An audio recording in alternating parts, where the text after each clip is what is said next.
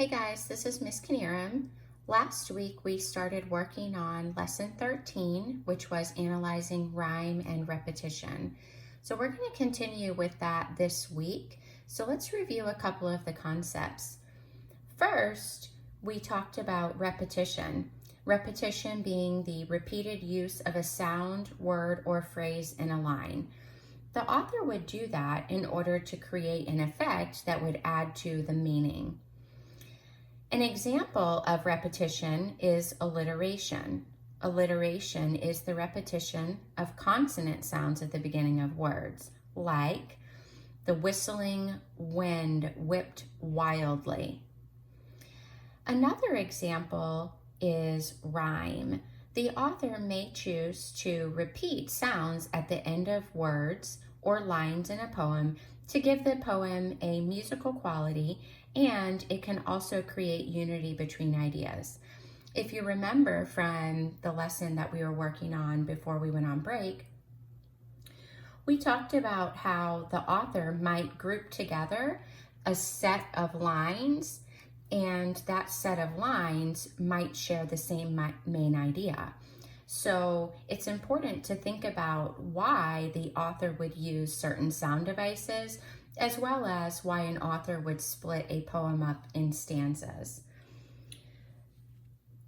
You'll notice that if we look at the reading that we're going to have this week, I see that that looks very different. And I noticed right away, wait a minute, this isn't a poem. How could the author use sound devices in a play? So that's what we're going to be trying to figure out this week. Remember that we have the study buddy over here in order to help us understand and think about the lesson that we're working on. So let's read the study buddy together. So far, the poems I've read use sound devices to add meaning to the lines. I wonder how they can add meaning in this drama or play. As I read, I'm going to be looking for examples and thinking about how their use can help me understand what happens in this scene from the play.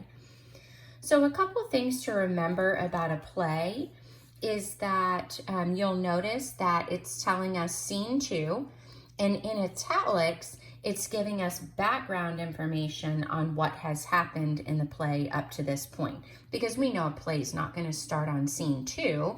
There must have been a scene 1 before it. So the italic words are giving us background. Okay, so we'll notice that we have the characters that are listed here, and the characters are having a dialogue between them. And we remember that dialogue means that they're having a conversation. So we're going to be reading through the conversation between these characters who are working on a group project. And as we're reading, we're going to be looking for examples of alliteration and words that rhyme. So remember to flip back to page 129 if you need help with those definitions. You can go back into last week's lesson and pull up that PDF so that you can have that. And I will also show it back here quickly. So you have this top part, so you can always rewind and go back.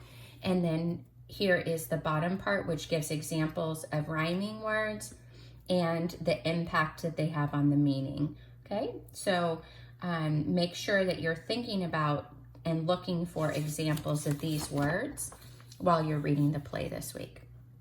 Okay, so there are several activities that you're going to be working on with this. You're going to have to give me the examples of alliteration and words that rhyme. And I'm also going to be asking you to look for examples of repetition and thinking about what impact they have on the characters. So that will all be in your lesson this week, as well as completing page 133. Remember that the hint over here is to help you answer these questions. So we need to make sure that we read the hint before we try to answer these questions. And that goes for each of these. Again, as I've been saying all year, for the written response, You have to answer these questions in your written response. And remember that usually the things that we underline and circle while we're reading are also key parts of the answer to the written response. So please keep that in mind when you are typing up your response for this question. All right, so last I want to talk about iReady. I want to say that for the most part, the iReady lessons went really well this past week. I really want to encourage you to take your time. You'll notice that I have added a part where you have to submit your notes to me, and those are the notes that you would normally take during class while you're working on the tutorial. So I need to have those notes attached so that I can make sure that you are all taking the notes like we've been learning and practicing all year. So there will be a place for you to upload those notes as well as part of the assignment for this week. If you get stuck on a question on iReady, I want you to remember that you have access to me through the inbox on Canvas. You can send me a message there. You can send me a message on Remind. Whatever, I've given my Google Voice number, which is 352-587-0881. You can contact me there, and I would be happy to help you with those questions that you're struggling on.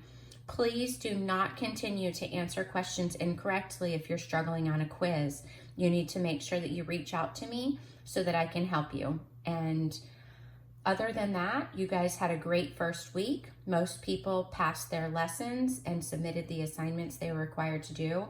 So I'm super proud of you, and I'm looking forward to what we can get accomplished this week. I hope everyone is well.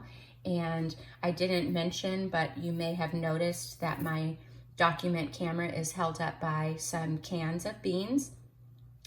And hopefully you find that at least a little bit comical. Maybe this week I'll take the time to actually cover those so we don't have to look at beans in the future. All right, guys, well, have a great week, and I hope that you're looking forward to your long weekend. Please try to get the work completed by Thursday. That way you can spend Friday, Saturday, and Sunday with your families for the long weekend. Bye, everybody.